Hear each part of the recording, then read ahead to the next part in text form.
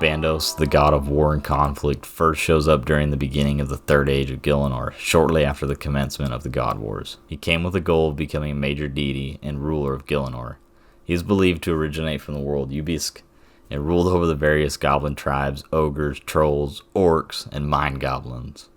Mind goblin these nuts. Bandos brought these warlike races to Gielinor during the God Wars to fight and bring glory to his name. They didn't have cell phones in the Third Age, so they had to RSVP via battle cry.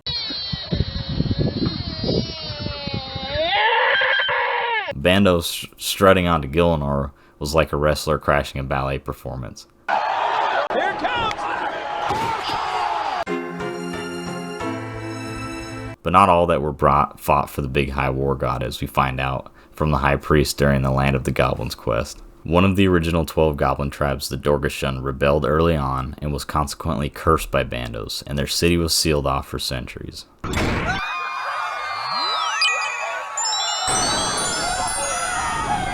Later during the God Wars, the remaining 11 tribes mingled and merged into 6 distinct tribes, where 2 were sold to fight for the other gods. The first was the Sargorgak tribe, or foot soldiers of the Holy Wrath, who fought for Saradomin. The other was the Hazumgarb tribe, or live flesh eaters of the Chaos God, who fought for Zamrock. At the end of the Third Age, all of the gods, including Bandos, are banished from Gielinor by the Edicts of Guthix, which is alluded to during the Darkness of Hollowvale quest. During this banishment, the God Wars dungeon is frozen in time. This officially marks the beginning of the Fourth Age, or the Godless era.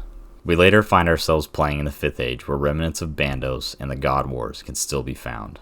The power of Guthix and his edict has waned, and the God Wars dungeon has thawed, as well as the curse of Bandos has faded. The goblin tribe of Dorgeshuun has been discovered beneath Lumbridge. Beginning with the God Wars dungeon, you find a Bandosian stronghold with numerous followers locked in an eternal conflict with followers from several of the other gods. Within, the last living org, General Grodor, was Bandos' poster child for brute force. I heard he once tried to solve a Rubik's Cube by smashing it with his forehead. He can be found there, fighting for the big high war god. There is one other instance that you can find in Org, who is undead /Bash, and he is fought during the Zorg Flesh Eaters quest. The Orgs represent the strongest and most fearsome of Bandos' followers. 2 other generals of Bandos are General Wartface and General Bentnose, who, though not as fierce as General Grodor, greatly influenced the goblin tribes. Several remnants of Bandos remain, mostly found in the God Wars dungeon.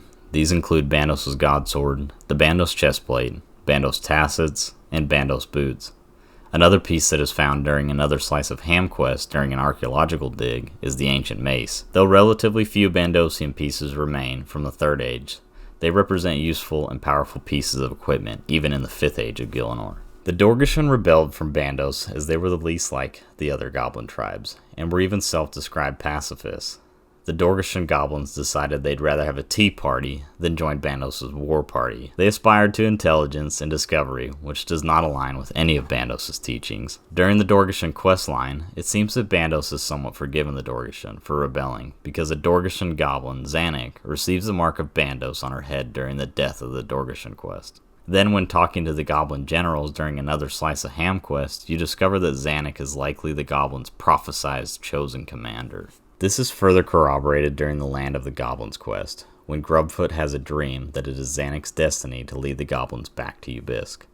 During this quest, you speak to several high priests, both alive and dead, which reveals an interesting little fact that only the high priest is allowed to say the true name of the big high war god, hence why General Grodor and the other followers of Bandos always refer to him as the big high war god. Towards the end of the quest, you briefly visit Ubisk and find that it is a desolate place. Zanuck is sucked into a Bandosian coffin with the similar force of a fancy Dyson vacuum.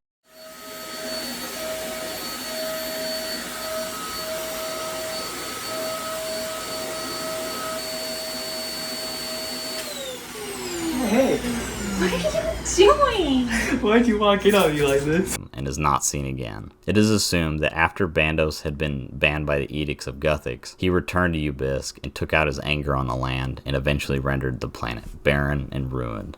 Though the exact location of Bandos is not known in the current setting of Old School RuneScape, his influence can still be seen in the worshipping of his various followers. He also left a lasting mark on the land from his participation in the God Wars. But hey, at least Bandos left a lasting legacy, like a graffiti artist who painted the town red with blood. His influence may have waned, but but his memory lives on, like the one embarrassing story your friends never let you forget.